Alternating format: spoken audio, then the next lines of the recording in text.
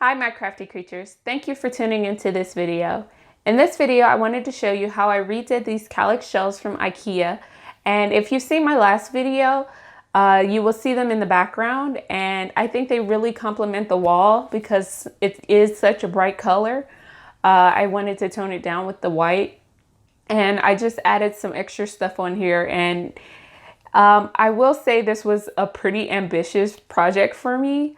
I didn't really know how to use most of the power tools I had, and I pretty much had to buy everything for this project so that I could complete it because I didn't really have most of the tools.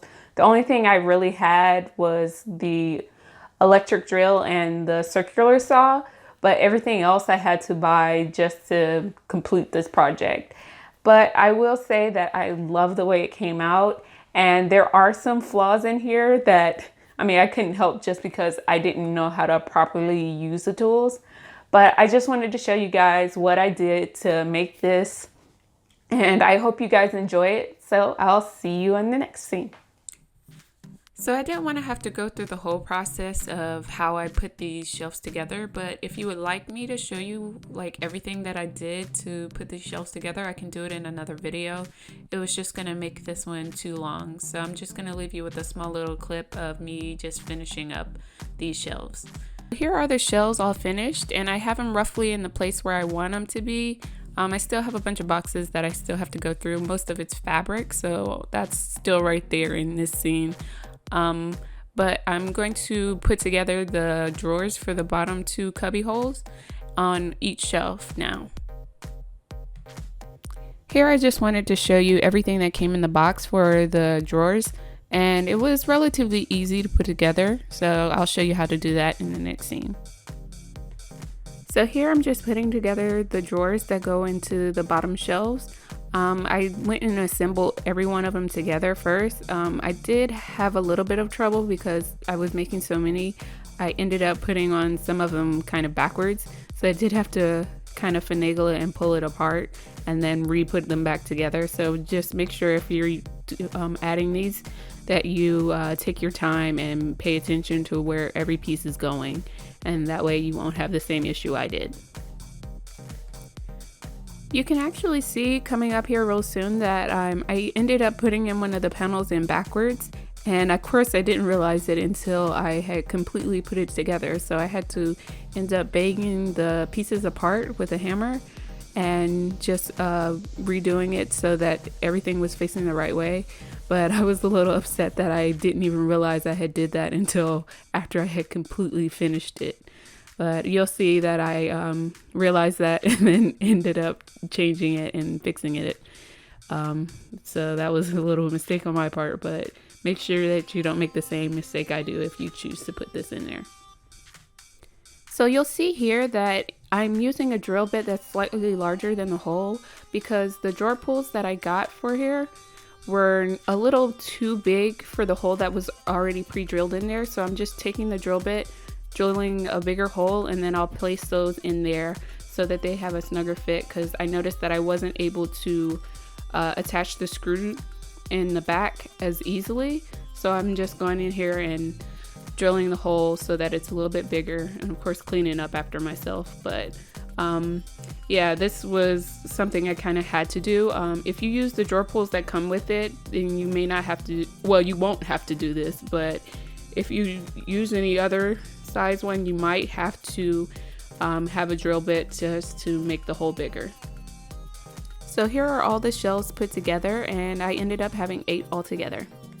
So here you'll notice that I'm putting the drawers in at the top of the shelf, and really what I was doing here is just adding it in upside down. That way I could end up just flipping the shelves, and it would be easier for me to mark everything and get it in the way it's supposed to be, without having to worry about the floor getting in my way.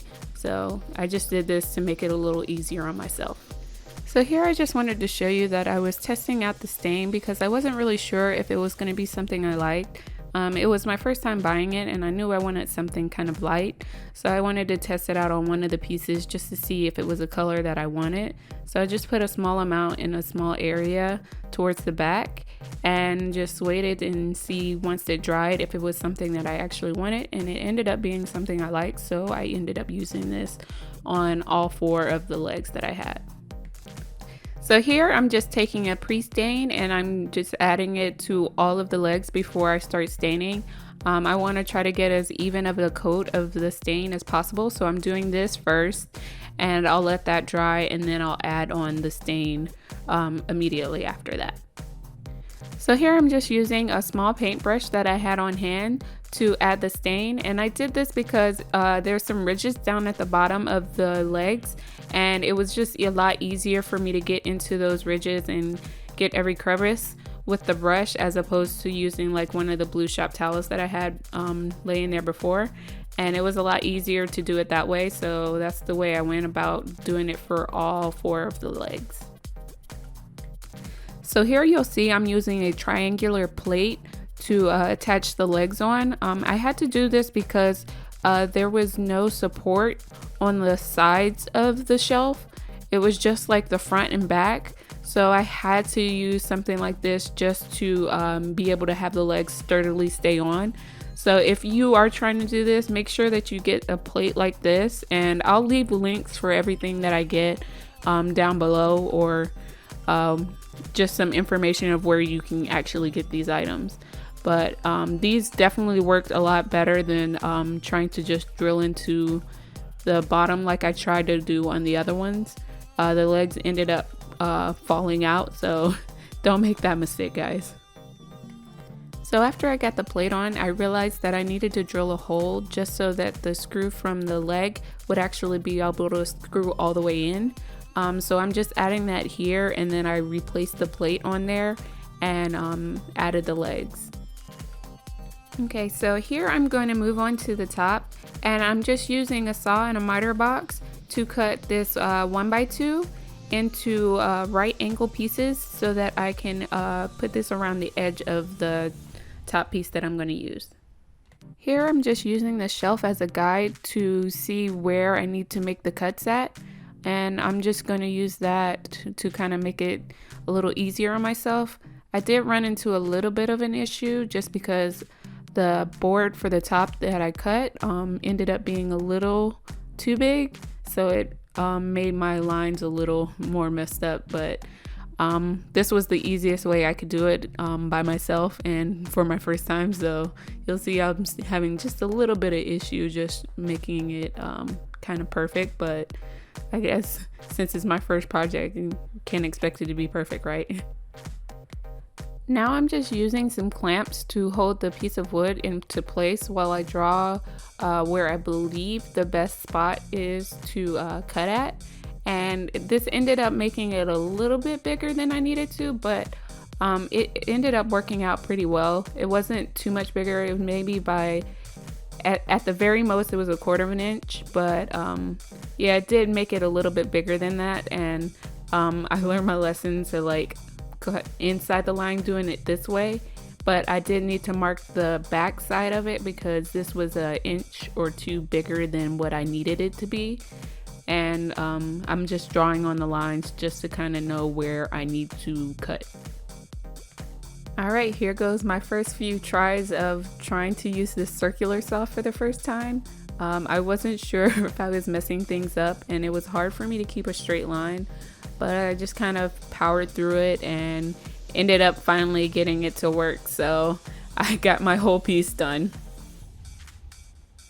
So here I'm just laying the pieces onto the floor so that they can be as flush as possible, and I'm taking some glue and some nails and just nailing each one of the pieces in, and I'm using like some finishing nails, I believe they're called, and I'm just hammering those into the sides, and I do this for all 3 sides and leaving the back open. Now I'm going to take the wood filler and a putty knife to fill up all the holes that I created while nailing in and gluing. So here I'm just taking the orbital sander and sanding off the excess wood filler.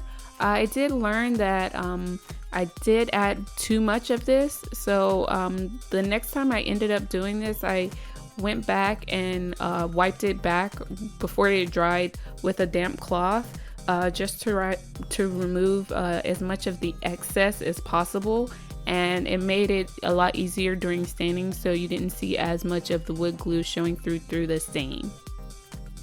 Here I'm just adding the pre-stain to the top and sides of the boards.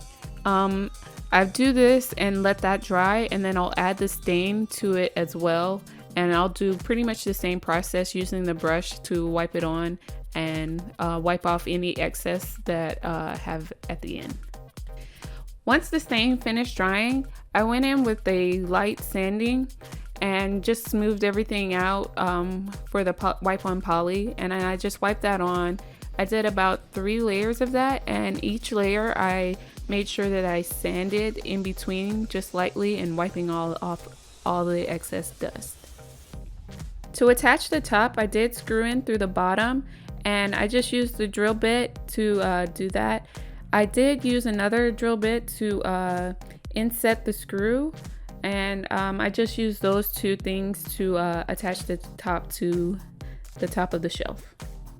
So before I can add the shelves onto the wall, I had to mark exactly where I needed the brackets to be.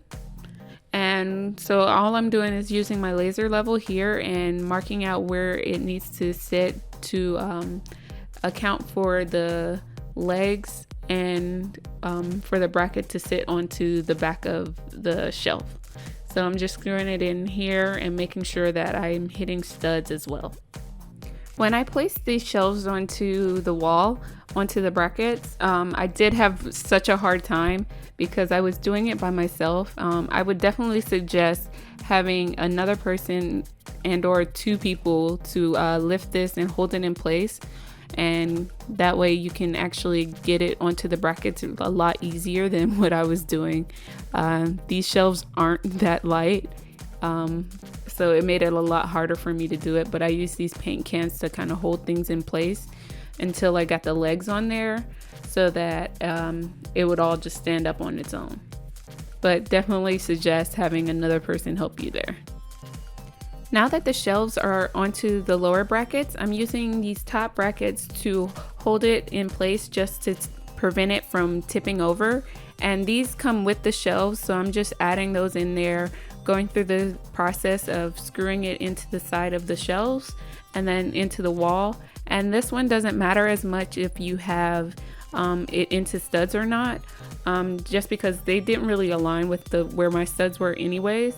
So I just attached them in with anchors and then screwed them into the wall, and then that was good enough to hold it into place. I don't have kids over here to like try to climb on it or anything, so I won't have that issue with it being tipped over or anything. And here are the shelves all finished, and I think it turned out really well. It has enough space for everything I need, and I think I did a really good job considering I had no idea what I was doing. And here is what the shelves look like once I put all my fabric and supplies in there. This will change a little bit later on just because I just threw everything in there just to get it up off the floor, and I eventually organized it a little more. Now that I have these shelves finished, I can store my fabrics and other supplies. If you want to see what I did to fold up my fabrics and my remnants, you can check out my video on Instagram, which will be going up pretty soon. And it'll just show you kind of what I do to get them into the size that I want and what I use for that. And I actually really like the way that I did this. And thank you for tuning into this video, and I'll see you guys in the next one. I hope you enjoyed it.